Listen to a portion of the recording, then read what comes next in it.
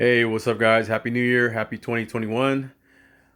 I want to share with you my experience with this F20. It's been very frustrating. I have a Whirlpool front loader, and this error typically shows up on this display after I've added too much clothes or garment. And this F20 will kick off if during the rinse or beyond that cycle. And to clear it, I would cancel it. It will start draining, and once it's drained, the air removes itself. But I'm left with a bunch of stinky clothes, and we don't want that. So uh, I've been successful fixing this issue for the last 2 to 3 years. My typical fix has been to open the front panel, and the front panel is held by three screws in the bottom along this bottom rail here. And once it's removed, you want to take this cover off. The filter is basically, this is the filter.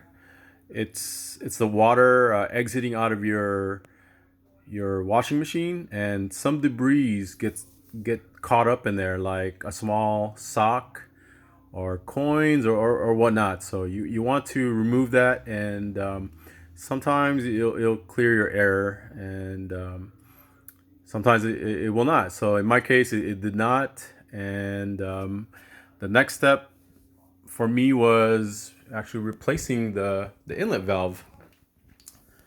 And it looks like that. To gain access to that, I removed the top cover. It's very easy.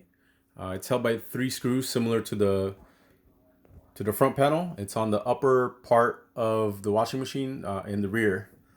And this was the original inlet valve.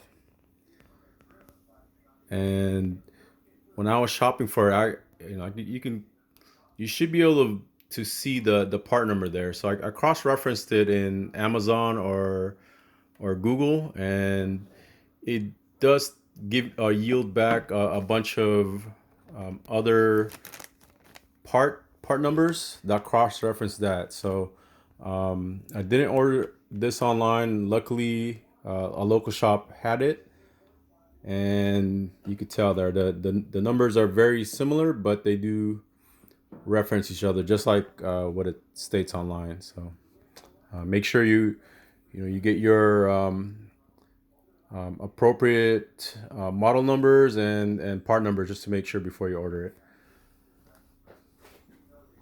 So before ordering this, you probably want to check your water pressure.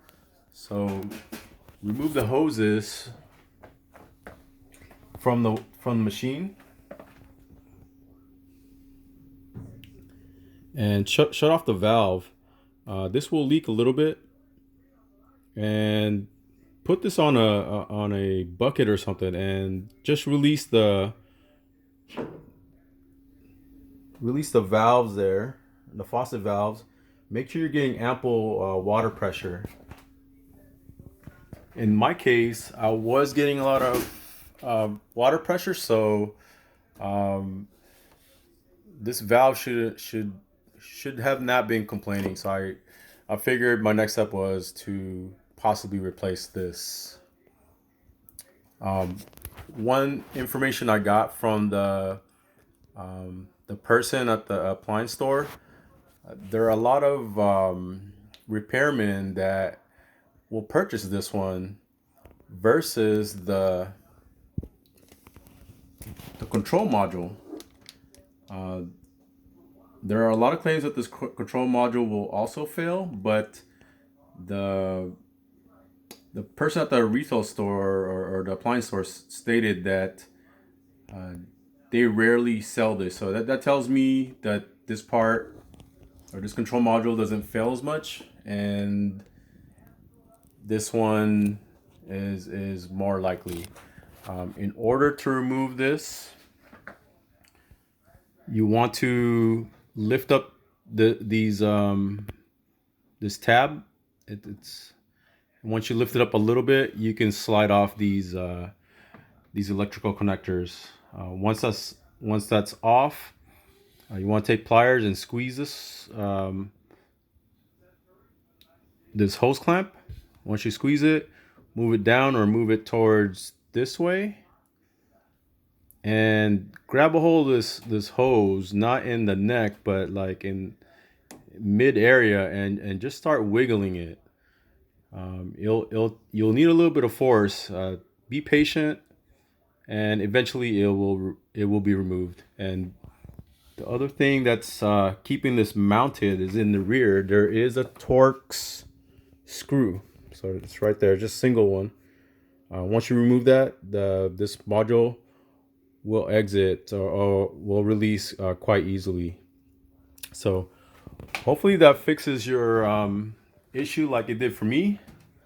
And I hope this video helps you, and I wish you luck. Thank you.